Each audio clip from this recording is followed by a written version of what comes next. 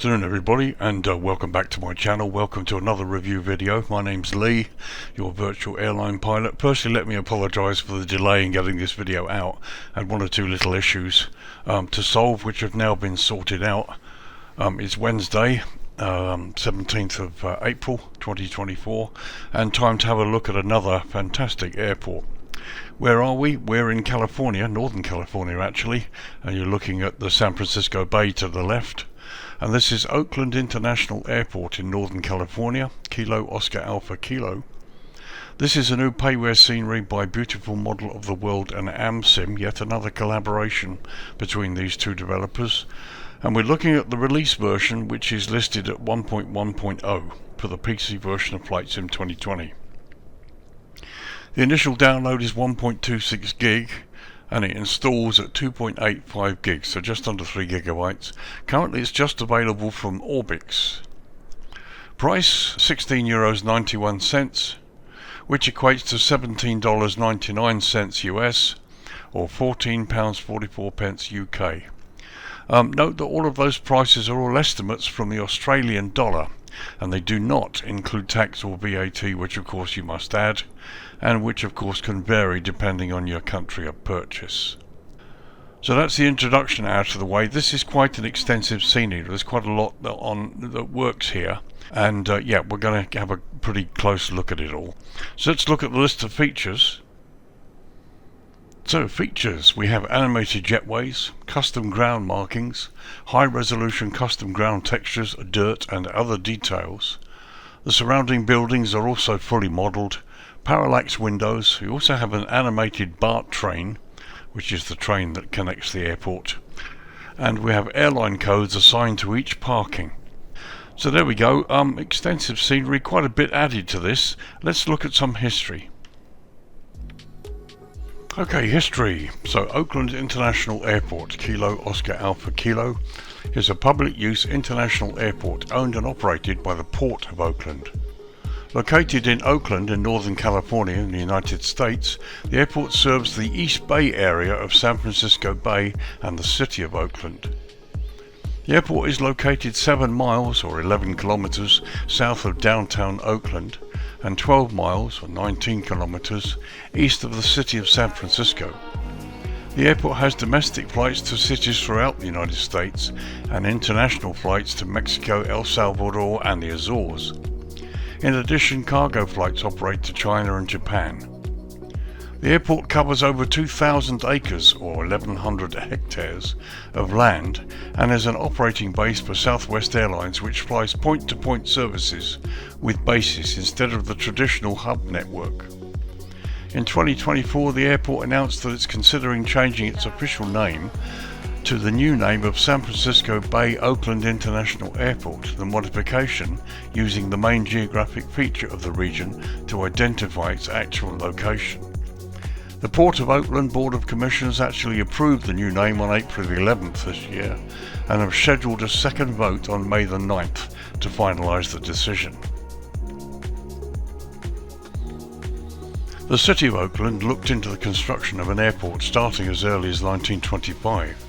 The announcement of the Dole Air Race for a flight from California to Hawaii provided the incentive to purchase 680 acres or 280 hectares in April 1927 for the construction of the airport. Oakland's main runway was the longest in the world at the time and was built in just 21 days ahead of the start of the Dole Air Race. The airport was dedicated by Charles Lindbergh on September the 17th that year. In its early days, because of its long runway enabling safe takeoff rolls and for fuel-heavy aircraft, Oakland was the departure point for several historic flights, including Charles Kingsford Smith's historic US-Australia flight in 1928 and Amelia Earhart's final flight in 1937.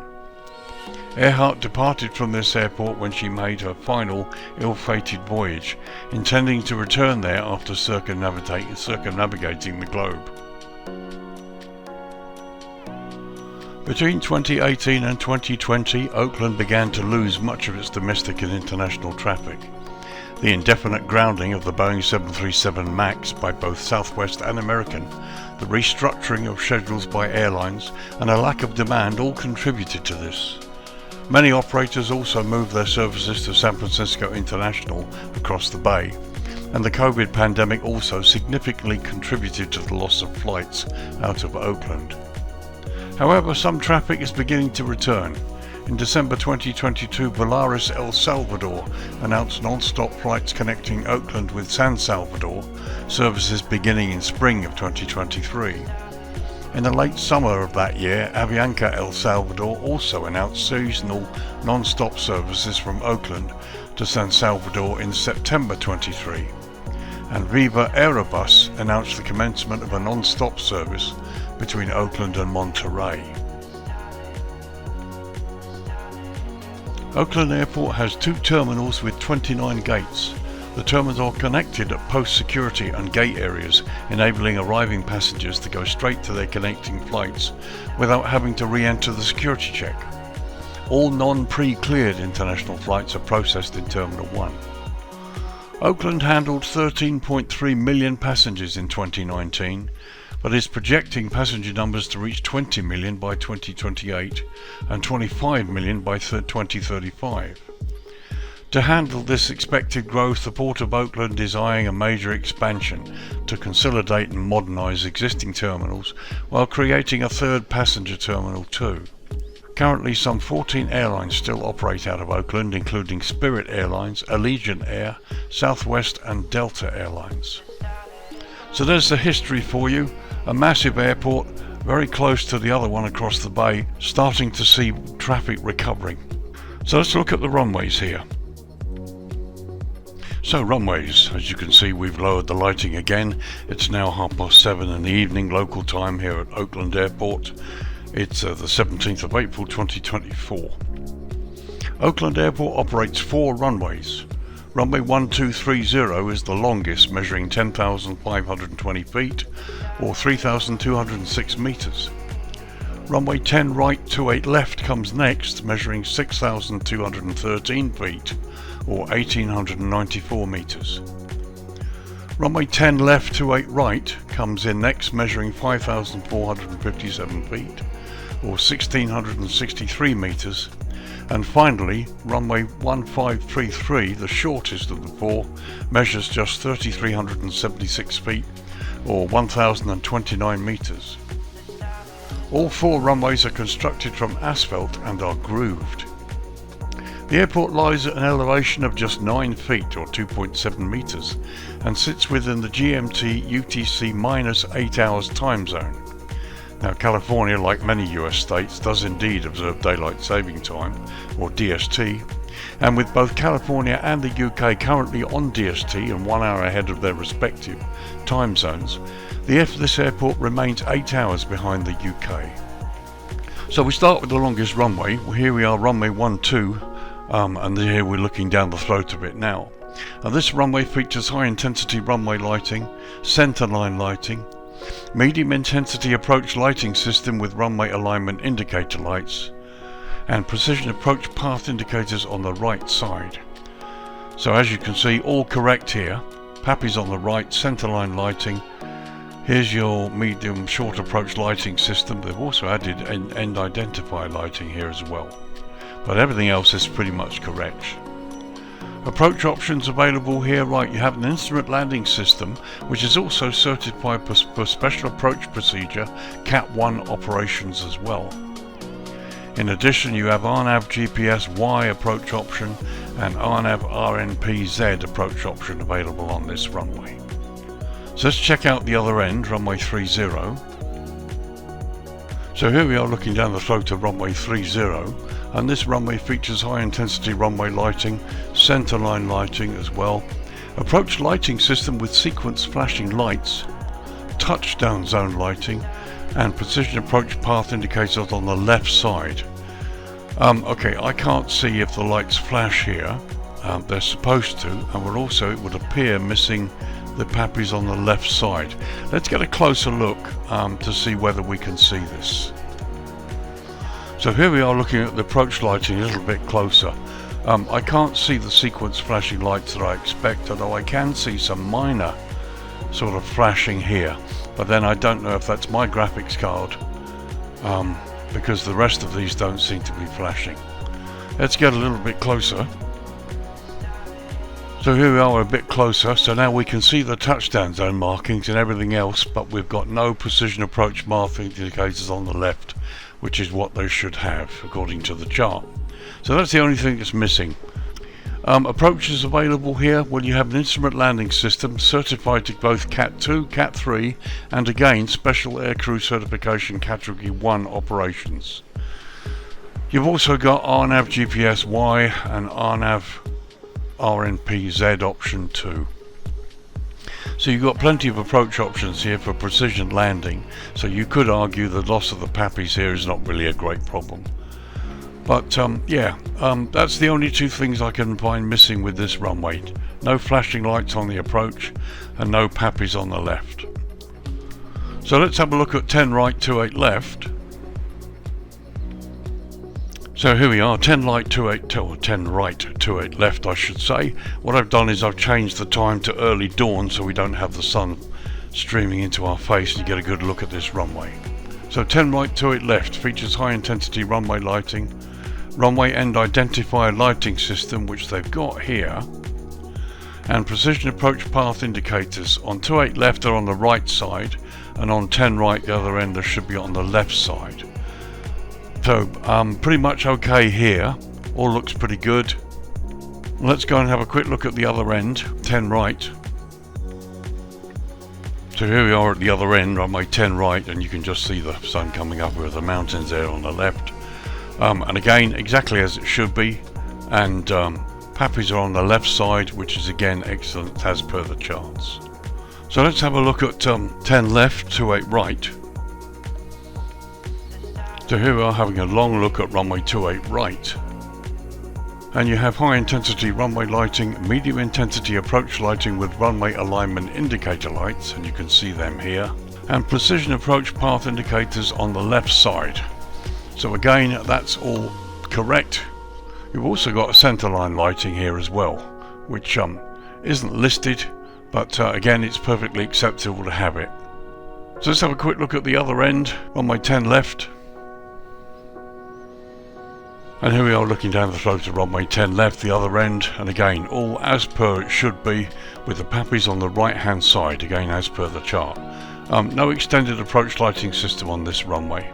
So approaches available then, you have RNAV GPS for runway 10 left only, which is this end. And you have a standard instrument landing system and RNAV approaches, both Z and Y options for the other end, runway 28 right. And finally, looking down below, you can see runway 1533. There are no published approaches available for this runway, and you have the basic lighting. So that does it for runways. Largely this is all correct. They got the PAPIs missing on runway 30 left side, but really that's about it. Everything you need here is as per the charts, and yeah, it's great. Okay, time to do the Jetway test.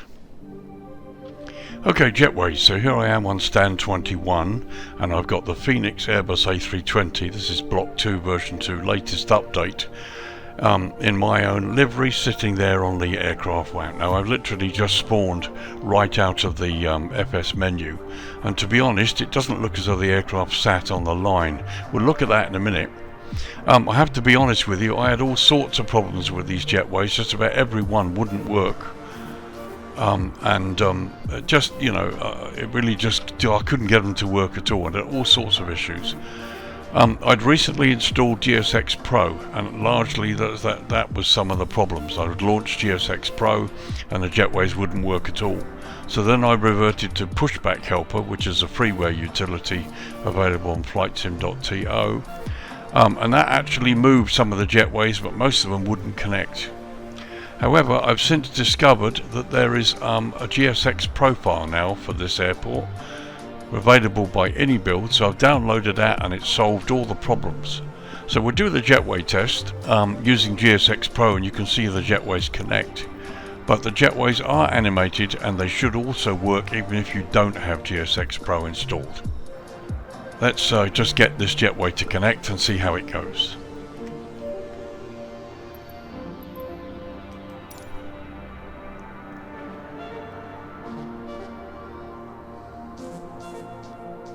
So there we are, a nice smooth motion. The wheels are turning too.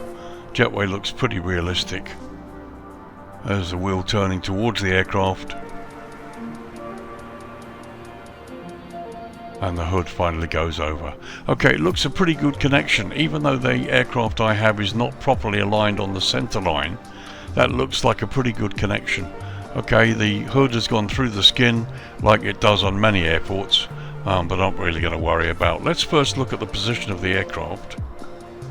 So that's a bit weird. It's probably an optical illusion. When I first looked from the other side, it looked as though the aircraft actually wasn't on the center line, but here it appears that it is, which is great. But it's actually between two positions.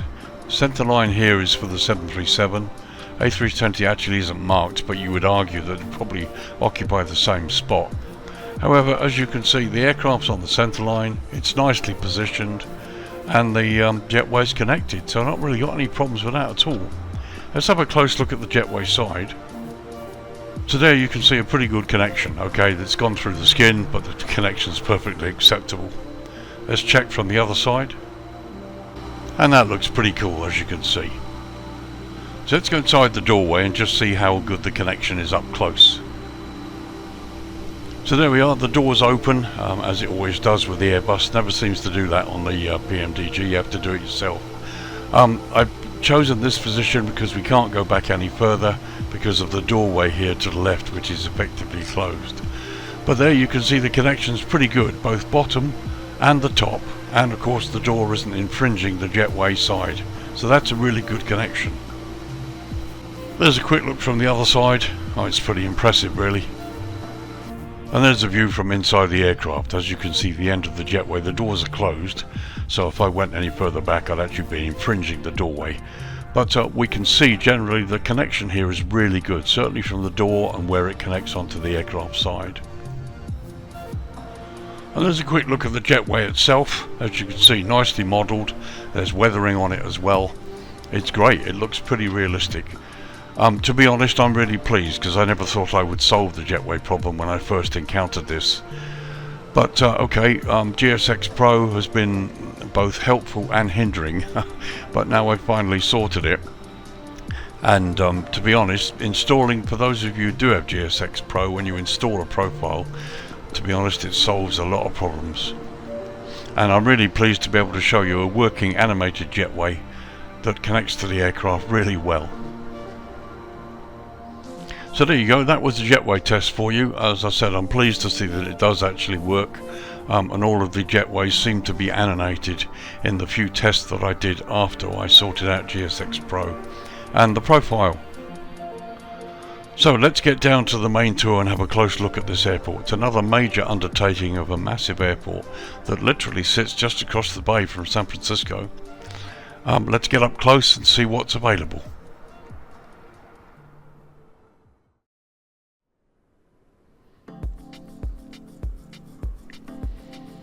Okay, so here we are back in the daytime. We'll start the main tour and we'll look at this Terminal 1 and 2 area at the southernmost point of the airport, adjacent to runway 1230. So let's have a look at some of the features that they've got here.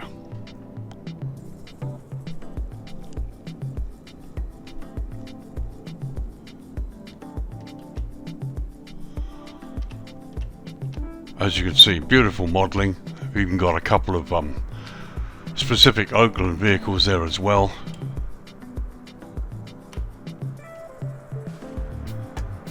Just slow this down a little bit, and there you can see stairwells that they've got with Oakland markings, and again here.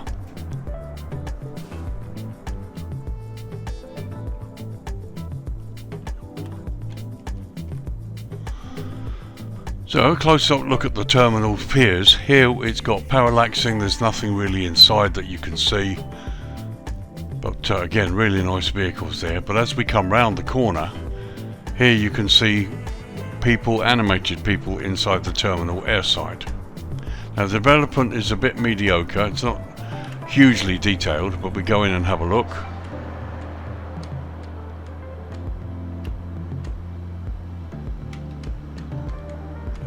And here you've got animated and static people sitting down. No shops that I can see. and you've got a couple of airline desks there with a few people, and all looks pretty good there.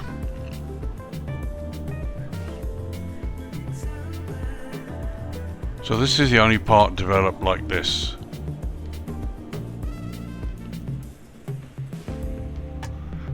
And there you can see a nice view out of the windows, and as we go outside, again we're back on the airside ramp, and it looks pretty impressive here. I mean, the stand numbers, the markings are all pretty clear, and they look quite good. Now there, to the left side, there's interior work there, but nothing much doing at all. And here, as you get to the eastern side of this terminal complex, again we've got internal development, but here you can see it's pretty basic, no people, just really the minimum, which is fine.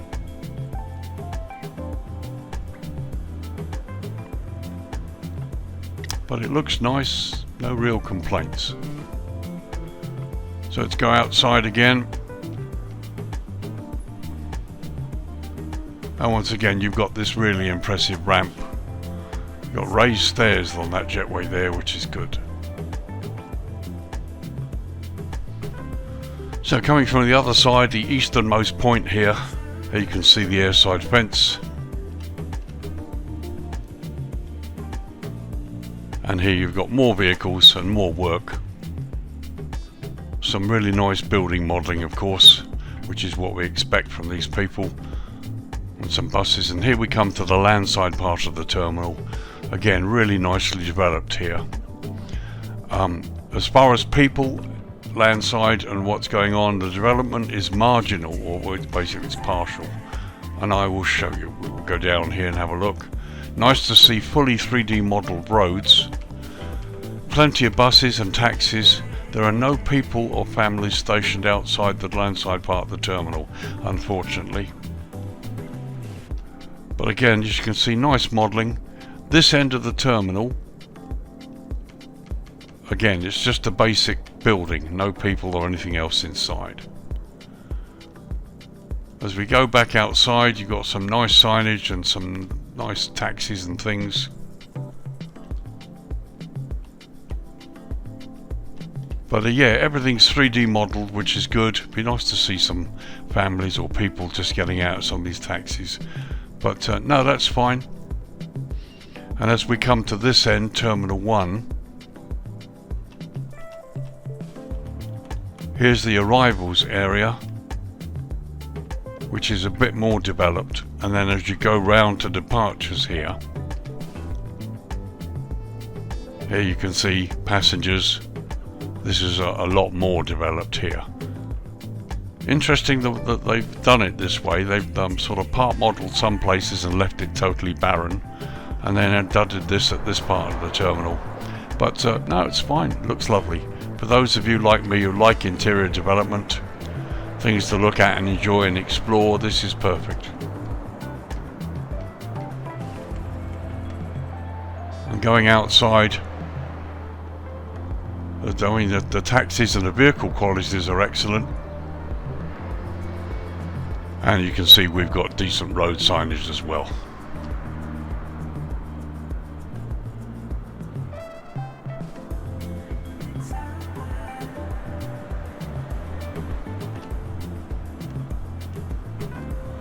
So a quick skim across the car park landside. Again, you can see the 3D modelling on the roads and everything extends right out. Some nicely placed foliage as well, just makes this look the part. I think this is probably going to look quite nice at dusk.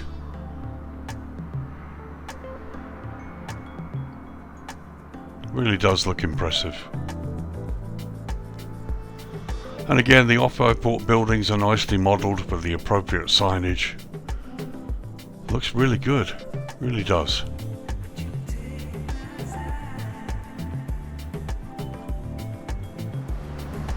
So there's a high-level shot showing you the area we've just kind of looked over. Well, it just looks great, it really does. The buildings are nice. Again, we've got plenty of weathering.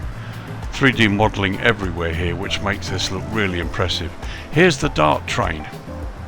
Now, interestingly enough, this is one of the longest dart train animations I've seen. The station's there,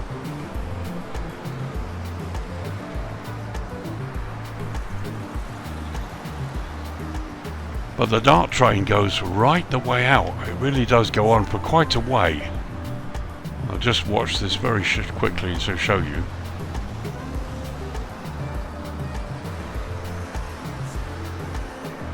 Still going.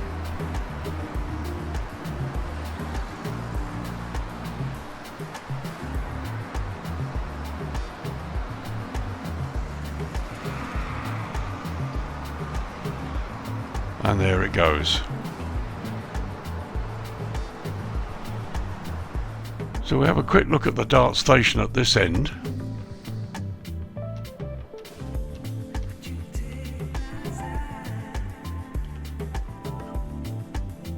So that's a covered entrance. Here comes the train.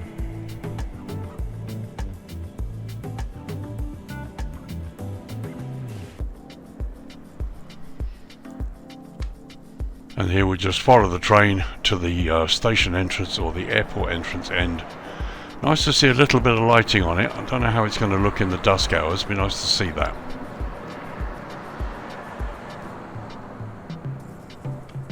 But yeah, this has got to be one of the longest train animations I've seen.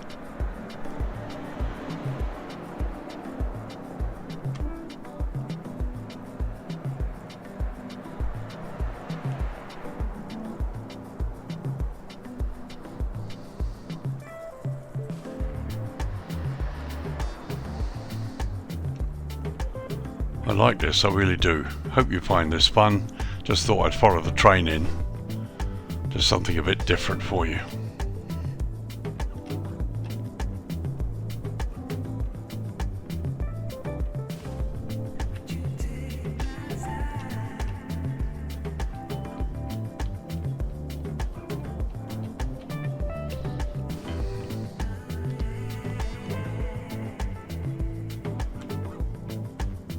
That's the only real problem. It just goes in, it doesn't stop, it goes in and bounces back out again. But there you go, I thought you might find that interesting. So let's have a look at some other areas of the airport airside on the ramp.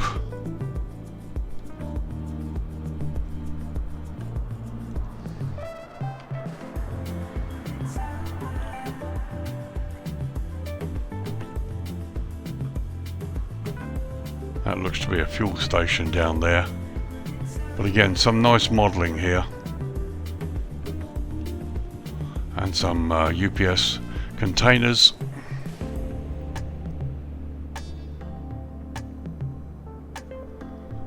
Here's the fire station.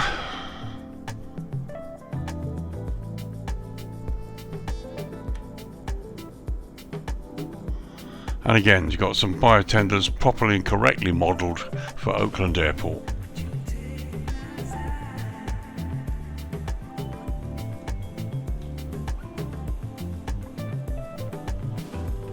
So let's go across this area. Here's the FedEx building. We'll have a look at the control tower.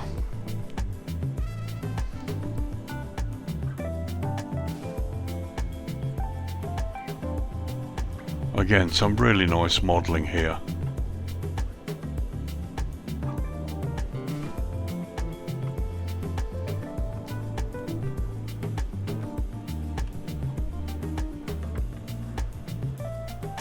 It's great, it looks lovely. Lots to see here. Solar panels, animated flag there too.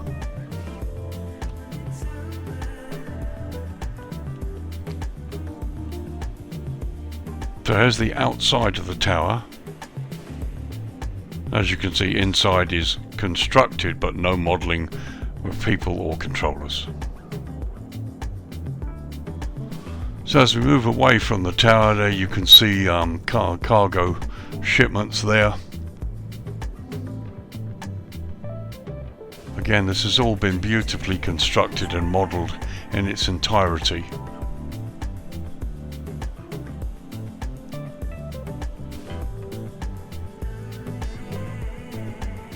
We've got a little road tunnel here. Now, is it blocked or does it work? Okay, it's blocked by the looks of it.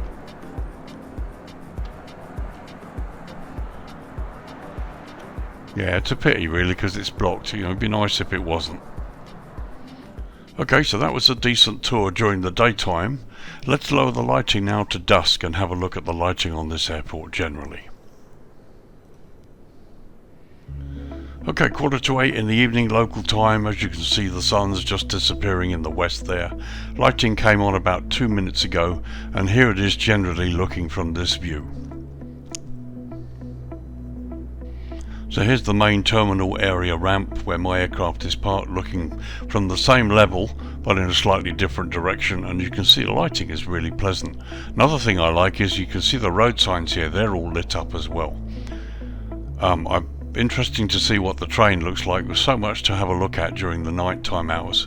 Let's get down to the ramp and see what it looks like there. So here's the main ramp. Where I'm looking here, we're on stand 21, and the lighting's lovely. It's all properly lit as it should be, light coming from the correct sources. The people we saw in the terminal, you can just see them there. I'll zoom in a minute. But here you can see that some internal lighting which highlights this area and makes it look pretty impressive. So there's a closer look, and you can see the people moving inside the terminal, which is nice. And just a quick close-up look at Jetway on 22 here. You can see the detail is really good. Everything down to the power boxes here, and the wheel guard. It's all really, really nice. And you can see passengers inside again. And there's a wider shot across the ramp.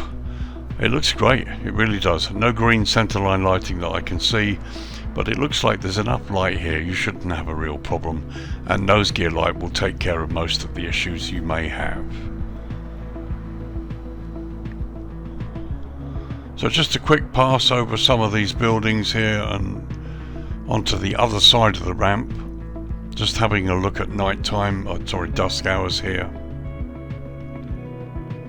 Now we see some green centerline lights.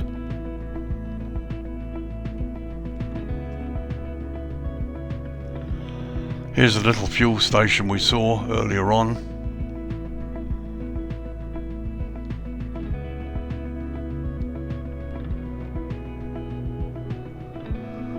And coming out towards the cargo ramp.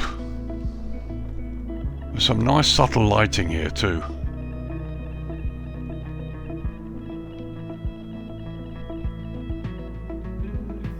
A de-icing truck down there.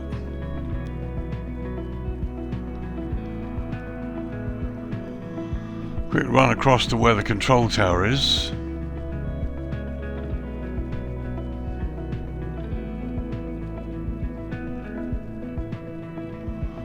Again, some nice detail out here.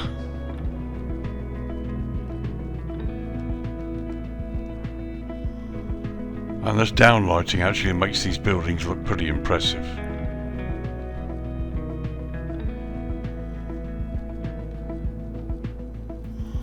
The tower's nicely lit, but nothing inside.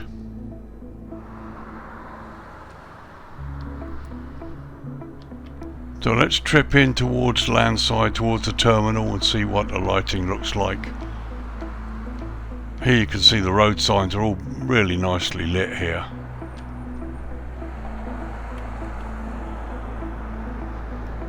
I mean, the cars are going to be sort of much better improved, I think, in the next version of the simulator, hopefully coming out later this year. But for now, it looks lovely.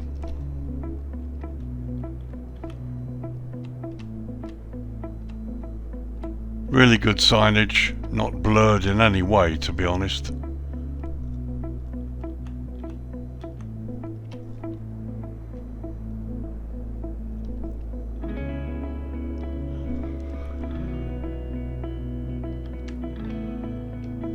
And there you can see inside the terminal.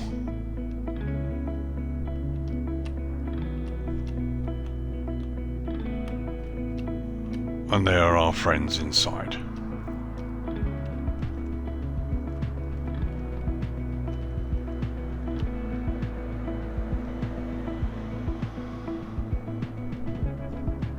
And so coming outside It looks great in the dusk hours. The lighting really makes an airport. Lots of airports come to life during the darkness hours, as I've said many times.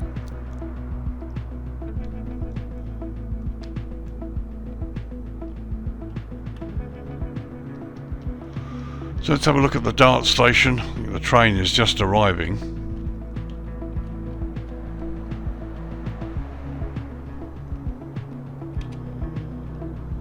Very nice indeed. And the train, I think, has just left. There she goes. So you can see a massive car park here. And again, you know, as we go out this far, still relying on the airport lights. No Asobo globes, which I am really pleased about. And here more examples of lit road signs. It's one of the few airports that looks great off airport as it does on airport. Very good indeed. I just want to see if this train is lit. We're coming up to the little time. It's only here we start to get Asobo globes now. Okay, the train has minimal lighting. But that's a really nice animation.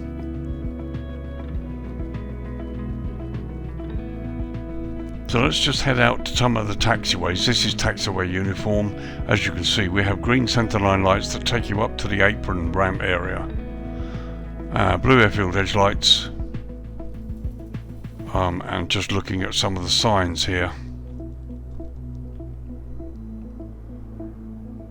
I mean, excellent, no problem at all.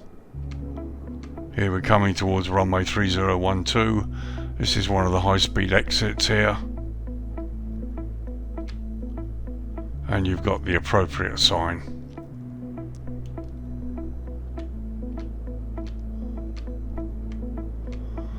And as you can see, the runway itself is excellent.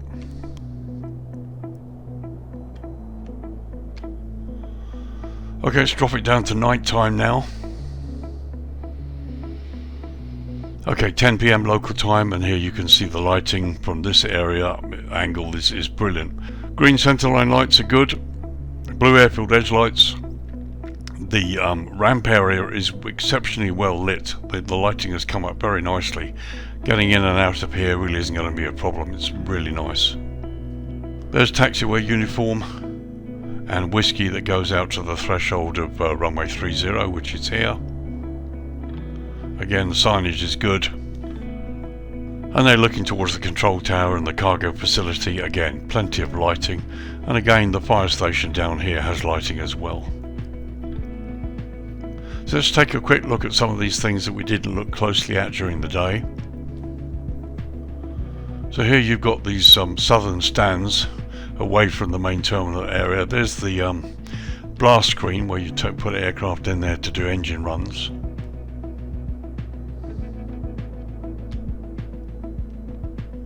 There's a fire station. Nice to see some lighting on there too. Here you've got the FedEx building and the appropriate containers and bits and pieces lying all over the ramp.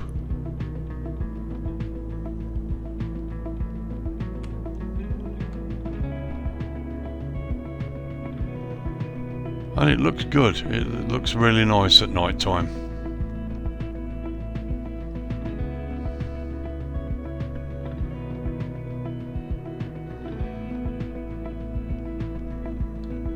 It's very nice indeed.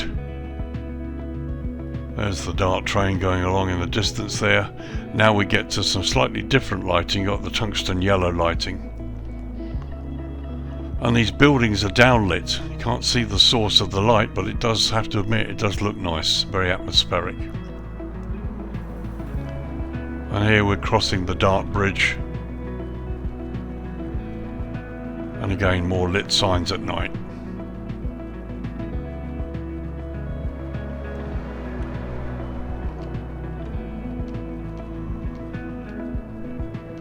And there's the Dart train on its way.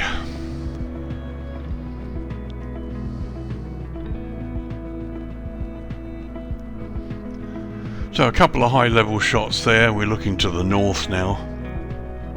Here you can see runway 1533 that has no published approaches, yet it's lit, which is really nice, so it could be used should it be necessary. And they're looking to the west. You've got San Francisco Bay in the distance as the control tower and this area of the airport. Some very nice subtle lighting. And a high level shot there showing you the main terminal area. Okay, so let's bring the dawn up, and again, if I've done this right, the sun should come up behind us. Okay, 20 minutes to 7 in the morning, and here you can see the red glow on the buildings. There's our dart train making its way towards the terminal, and here you've got this beautiful red glow, which I think looks really good. Lovely time to land or take off during the day, in my opinion. And there we are, the runway 3210. We're looking at 3012, looking out across San Francisco Bay, and looking to the east with the sun rising in the distance. There you've got the terminal complex below us.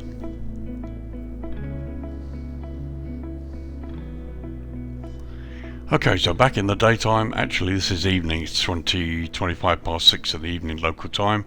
Thought we'd change the time a little bit. Time to wrap up this review and give you my thoughts. Firstly, my apologies again for the delay in getting this review out. I had issues with Jetways which I've now solved. Don't know an awful lot about this airport. I've tried to do a bit of research, but I do know of its existence. I actually visited San Francisco many years ago. You've got the NASA Ames Research Station, which is right up at the other end of the San Francisco Bay here, which I did visit. And I knew of Oakland. I actually landed here in Flight Simulator 2 many eons ago. If anybody remembers that, I had Flight Simulator 2, the Sublogic version on the Commodore Amiga. But that's really my experience of Oakland, so this is relatively new. But nice to see it modelled so nicely by two developers who are well known for quite good development. Do I like it? Yeah, it is. I do like it. I bought this as well. I wasn't sent it by the developers for review. I did buy it myself, and I actually have flown in here. I did a test flight to actually test the instrument landing system and to test the parking gates after I had all that issue with the jetways. And it's great. It's a lovely place to fly into. Nice change from San Francisco. Is it worth the money? Yeah, I think it is, actually. $18, just under £15 UK. Yeah, it's not bad at all. There's a lot of work that's been done. And remember, this is a large airport. There's a vast expanse of this airport, 4 runways. The terminal complex itself is nicely done, and you've got all this other stuff that's been modelled, and it's been done in 3D. And one of the longest animated train situations I've seen in any scenery for some time. So yes, I like it, and I will fly in here again. It's lovely. There is another version of Oakland out. There's a freeware version, I believe, on flightsim.to, and there's a payware version by FX Scenery that came out some time ago. But if you want Oakland at its best, this is it currently.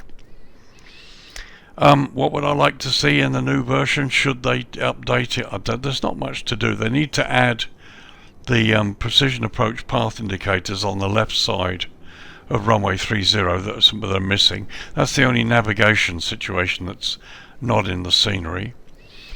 And it would be really nice if they could maybe develop the train station with some people and make it look inside and bring the train in slowly and stop. That would be a really nice little sequence. And again, possibly landside, just some people, some families, they've got the taxis and landsides really nicely done. So have a couple of people getting out of the taxis waiting to go into the airport. But those are just little bits and pieces that I'd like to see to liven the airport up. It's great. It's a lovely airport at a really nice price, and I like it. It's another airport that I really quite like from this developer. I've got quite a lot of airports by this developer, reviewed a few of them, and it's great. No real problems at all. So there you go, folks. Oakland International Airport in Northern California, Kilo Oscar Alpha Kilo, right across the bay from San Francisco. This is the release version 1.1.0 from Beautiful Model of the World and Amsim, yet another collaboration between these two developers. Downloads is 1.26 gig and it installs at just under 3 gigs, 2.85 gigabytes. It's currently only available from Orbx. Price €16.91, which equates to roughly $17.99 US, or £14.44 UK. All of those prices are estimates taken from the Australian dollar, and they do not include tax or VAT, which of course may vary depending on your country of purchase, and even with the VAT I still think it's a good price. So there you are, folks, a little review of an interesting airport. I like it. I hope you will too. Hope you've enjoyed the video. If you found that you've been on the fence about this, I hope it's helped you. So stay tuned for the second review this week, which I hope to get out before the weekend. Life has been a bit busy for me this week, but hopefully we'll get it out for you. We're going to be looking at Krabi Airport in Thailand, Victor Tiango Sierra Golf, by Sinman, another well-known developer. This guy very kindly sent me a copy of the Krabi scenery. It's a well-known vacation spot in Thailand, and we're going to have a look at that scenery and see just how good that is and how it matches up. So folks, thank you very much for joining me. Once again, thank you to all my subscribers. We're over 1100 now and still going up. Once again, I'll just tell you, I'm a single retired guy on my own, as it were. I do all of these, and I buy about 40 to 50% of the sceneries I review. So any of you who would like to support me by buying me a coffee, that would be great. It's cheap, it's only a couple of quid. I don't ask for much, but anything you guys can contribute here and there, if you like what I do, it would really help the costs involved in bringing these videos out to you. So thanks again everybody for watching. I'll see you in the next review later this week, hopefully, and we will continue the world tour. We're currently in Kuala Lumpur and heading further east, and hopefully I get some more videos up for that. And as I learn the intricacies of GSX Pro, hopefully we'll do a little bit of interaction that might make some of my videos a bit more interesting. So thanks guys for all your support. I will see you in the next video later this week. Bye for now.